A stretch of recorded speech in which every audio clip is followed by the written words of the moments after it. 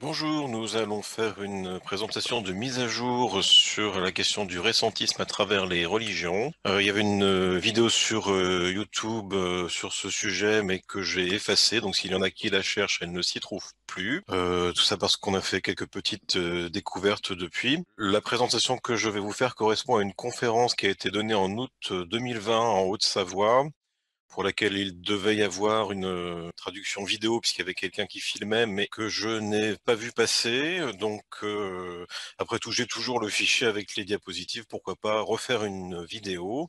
Alors par contre, je n'ai pas revu les diapositives depuis l'époque, donc je vais un peu les redécouvrir avec vous. J'espère que vous me pardonnerez des petites imprécisions qui pourraient survenir, et nous allons commencer tout de suite le partage d'écran. Voilà. Donc, alors le récentisme est pluriel, c'est une discipline qui est un petit peu ancienne, puisque déjà Isaac Newton avait fait des commentaires qui considéraient que la Grèce antique notamment avait été outrageusement étendue dans le temps. Voilà, on avait aussi toute une discipline qu'on appelait la nouvelle égyptologie, qui se concentre sur l'époque avant Jésus-Christ. Évidemment l'Égypte, comme son nom l'indique, à travers des personnes comme Peter James ou David Rohl, qui n'ont pas tout à fait les mêmes hypothèses, mais qui sont après tout assez proches. Ils avaient des prédécesseurs comme Donovan Courville.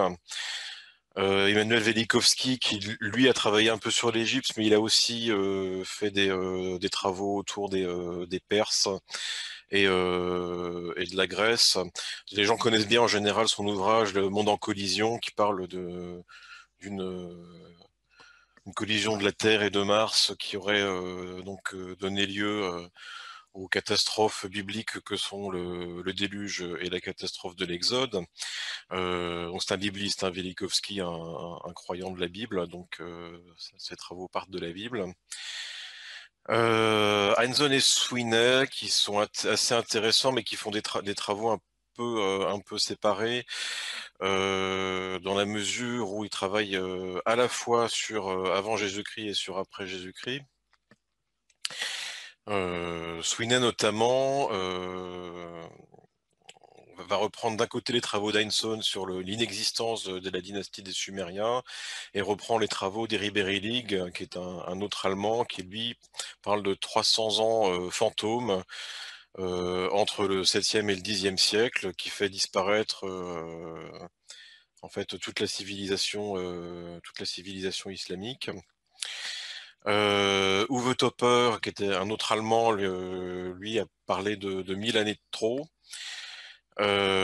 C'est pas très différent de ce que propose la nouvelle chronologie russe à travers Fomenko et Nosovsky, qui ne disent pas qu'il y a 1000 ans de trop, mais qui considèrent que tout est à rapprocher, c'est-à-dire que l'Empire romain précéderait la Renaissance sans intervalle entre les deux. Et l'Empire romain, selon eux, correspond à l'Empire tartare au XIVe et XVe siècle. Ils ont écrit en russe au départ, mais il y a des traductions pour une première version de leur théorie qui était en anglais, à travers 7 volumes, dont 5 ont été publiés.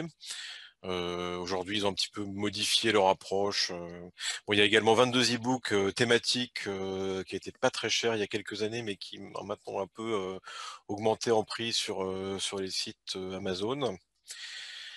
Voilà, puis il y a aussi une autre théorie qui se fait jour à travers certains sites, certains groupes Facebook francophones, qui parlent d'une falsification générale qui partirait des francs-maçons entre le 18e et le 20e siècle. Alors notre version à nous, on part des travaux de la nouvelle chronologie russe, hein, donc on la reprend pas in extenso. Donc, si vous voulez mieux vous informer sur la nouvelle chronologie russe, il faut évidemment lire les e-books et lire la première version de leurs travaux en anglais. Donc, comme je vous ai dit, il y a 5 volumes publiés. Ça peut être de l'ordre de 50 € par volume. Si vous voulez pas tous les acheter, vous pouvez acheter par exemple le premier et le cinquième, qui sont peut-être les plus exhaustifs. Alors notre position, c'est que, ce qui est plutôt ma position, même si certains la partagent, hein, parce que c'est partie de mes travaux, elle est plus tardive, ça correspond au 16e, 17e siècle pour l'Empire romain et tout n'est pas russe, parce que l'Empire romain est centré sur l'Europe, même s'il y a des origines orientales. Dire ça correspond à l'Empire romain tel que vous le voyez sur les cartes, donc c'est totalement européen. Et la religion est un peu un point aveugle dans les travaux de Fomenko-Nosowski, puisque, il considère ça comme un sous-produit de l'histoire et il les évacue en général assez rapidement. Il y a quand même beaucoup de travail à faire sur il y a beaucoup de travail à faire sur, l'enchaînement des religions, les désaccords qu'elles ont entre elles et je dirais les implications historiques que ça porte qui sont tout de même pas du tout négligeables. Beaucoup de gens pensent que la religion, est un sous-sujet de l'histoire, qui est avant tout une histoire politique. C'est pas du tout notre point de vue. On se base également sur les travaux du groupe Chronologie 2.0 qui est écrit dans le magazine Top Secret. Alors on a le numéro 98 qui porte sur Rome, le numéro 100 qui porte également sur Rome avec des corrections, numéro 107 qui porte sur l'explosion du Vésuve et la destruction de Pompéi et Herculanum. Donc pour nous, c'est pas 79 avant Jésus-Christ, c'est 1631. Également un travail sur les mégalithes qui est paru dans le numéro 108 et le dernier, le petit dernier qui est paru ce mois-ci porte sur les momies égyptiennes. Je l'ai pas encore lu.